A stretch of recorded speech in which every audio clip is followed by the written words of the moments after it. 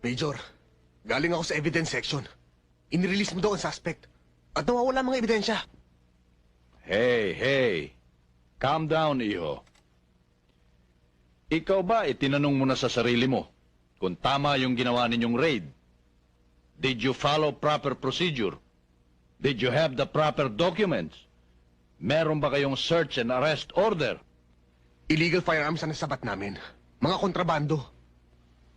Bakit mo nasabing illegal at kontrabando? May ebidensya ka ba? To support your claim? Wala ho, sir. Wala pala eh. Pero una sila nagpaputok. Pati kabady ko napatay.